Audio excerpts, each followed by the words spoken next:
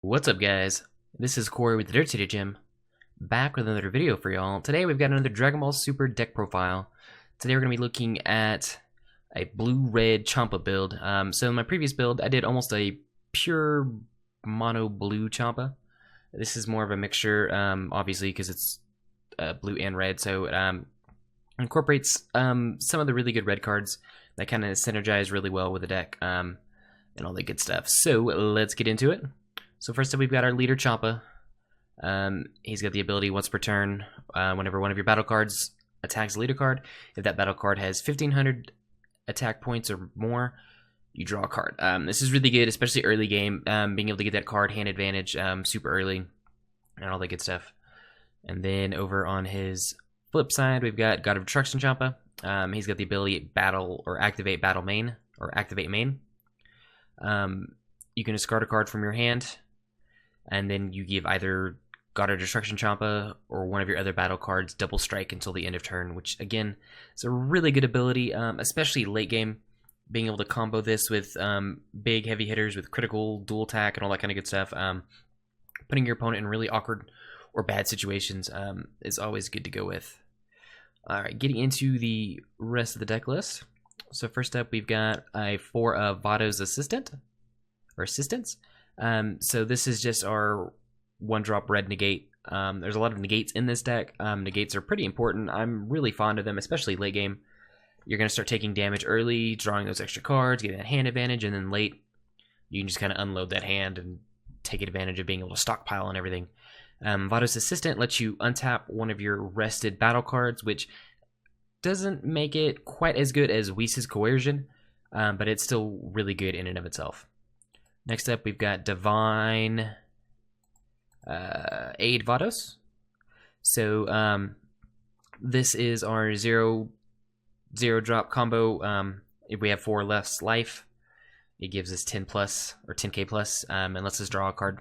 Again, this is pretty much a staple card in just about every deck. Since we're running Champa, which is red, this is the one we have to go with just because it coincides with the red one. And that's a 4-up. Next up, we've got 3 Furthering Destruction Champa. It's a primarily a combo card for a 1-drop. We get a 10,000k boost. And it gives whatever card that we're comboing double strike. So obviously this is more we're going to use whenever we're attacking. I mean, it's not bad in a pinch for defense, but again, just kind of going with the double strike that we were doing earlier with Champa and everything like that.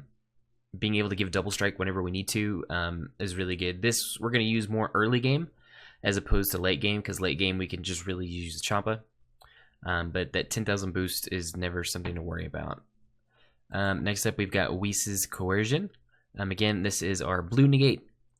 Just a 1-drop negate an attack, and this lets us untap one of our energy cards. So depending on how you play your hand late game, you can get in situations where you can chain Whiss Coercion with our red negate card, and you're just able to untap all of your stuff and just keep it going, which is really good.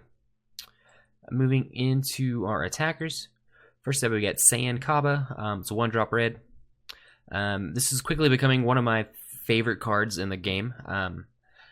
There's plenty of games where if I can start with this, turn 1, turn 2, I can start kind of taking over games super early. So he's got the ability auto. Whenever Cabba attacks, you can take a life card, put it into your hand, and then you give Cabba plus 10,000 power and double strike until the end of the turn. Really good combos of this. If you go first, or if you go second, so you can attack first. You've got your leader Champa, you got your Sayan Cabba, you attack with Cabba, take a life, which activates Champa's boost, so you get to draw a card because Cabba would then have 15,000 attack, and then you're attacking with double strike.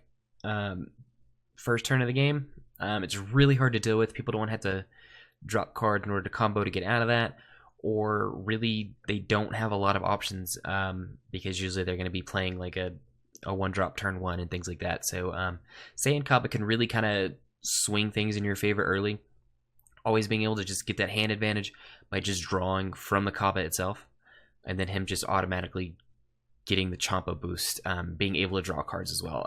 So again, one of my favorite cards, one of the really go-to primary attackers, especially early in the deck.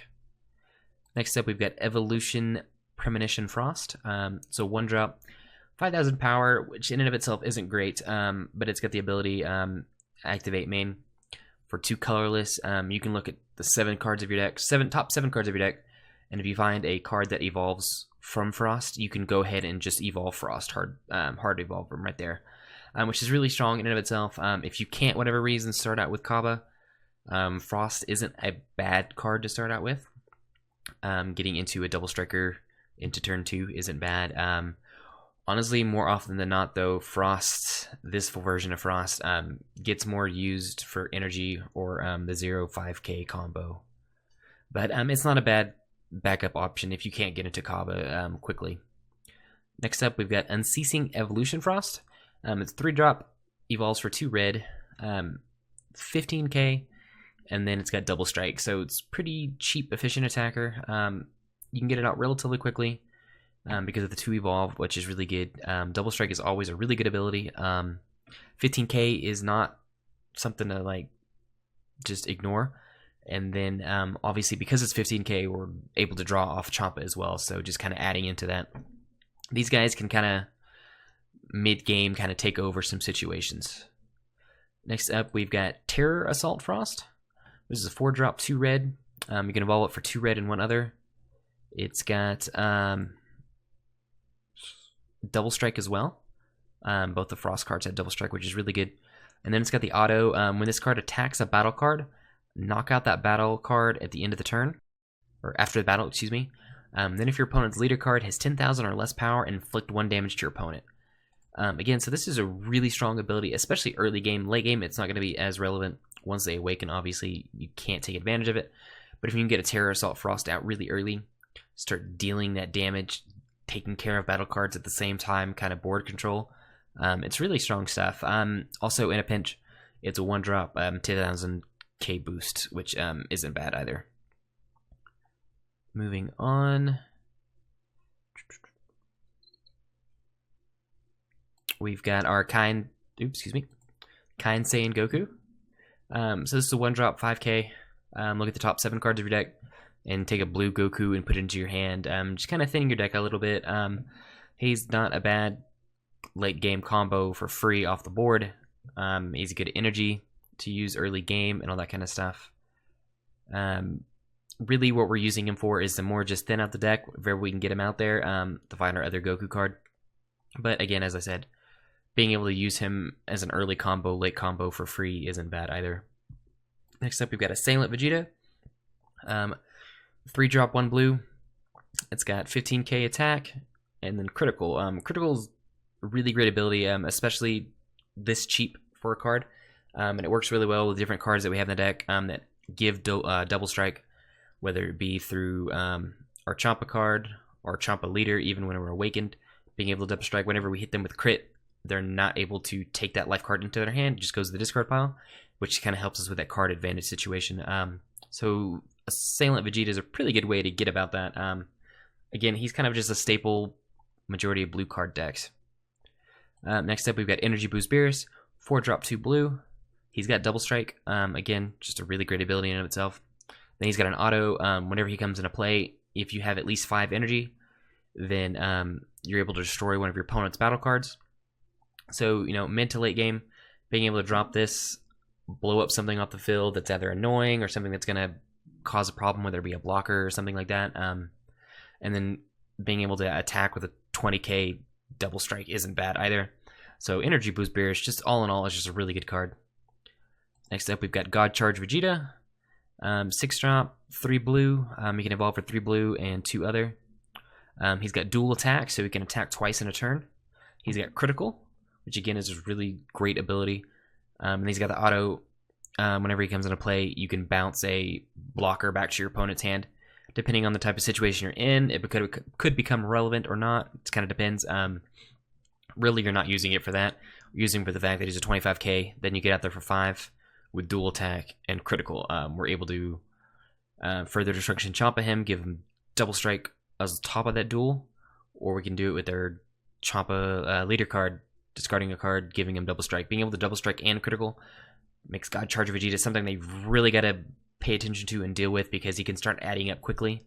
If you can drop this late game after you attack with everything else, kind of clear the board, see that your opponent doesn't have a really big hand or is not quite going in the right direction, you can drop a God Charge Vegeta and just kind of take over the game. Next up, we've got Overflowing Spirit, Super Saiyan God, Super Saiyan Son Goku. Once again, it's a very long title. 4-drop 2 blue. He has critical, which again, is a really great attack. He's got the permanent ability. If you have 5 or more energy, then he gets a 10k boost on your turn. So he's a 4-drop for 25k on turn 5, theoretically. Again, we're able to give him double strike with further instruction Champa or Champa Leader and all that kind of good stuff. So just being able to take that card advantage is really good. 25 is really hard to deal with, especially that early in the game. Once you start comboing and things like that. So it's a really good card. And again, if I need to, he's a 1-drop 10k boost, which isn't bad either. Then finally for our attackers, we've got Bewitching God Vados. It's a 5-drop 2 red. It's got dual attack, so it attacks twice. And then it's got the auto ability. Whenever you attack with Bewitching God Vados, look at the top 3 cards of your deck. And if you find an alien card there with 15k or less attack, you put it into play. So that's finding us any one of our 3 frosts and just putting those on the board instantly. So if we're able to get those, start stacking frosts, especially the dual or the double strike frosts, we can really start kind of taking over the board late game. The thing, especially with the Bewitching God Vados, is that since she has dual attack, we can do that twice. So we could find 2 Assailant Frosts, or Terror Assault Frost, or Unceasing Evoulution Frost. Get those into play, start doing the double strikes, start kind of swarming the board and taking over. So in all, just a really strong ability right there. 20k for 5 isn't bad either. Just all in all, just a really good card. I really like it. Start putting out double strike, all that kind of good stuff. Kind of go from there. All in all, really the deck's main goal is to start hitting early and often with double strikes with Cabbas and things like that. Keeping the hand advantage where you're drawing from the Cabbas, you're drawing from the Champas. You're kind of swarming the board with early Frosts to mid Vegetas to late Vegetas to the Vados and just kind of taking over from that point. I've been playing with this deck quite a bit on Octagon recently. I've had a really good, pretty good win-loss ratio. I've won way more games than I've lost, that's for sure. I find that it can really kind of take over early game, especially if you're going second and you start with that Cabba. Is really hard to deal with. But anyway, guys, let me know what you think about the red-blue Champa. Let me know any suggestions for take-out cards, add-in cards, any of that kind of good stuff. But other than that, guys, that is it, and we will see y'all next time.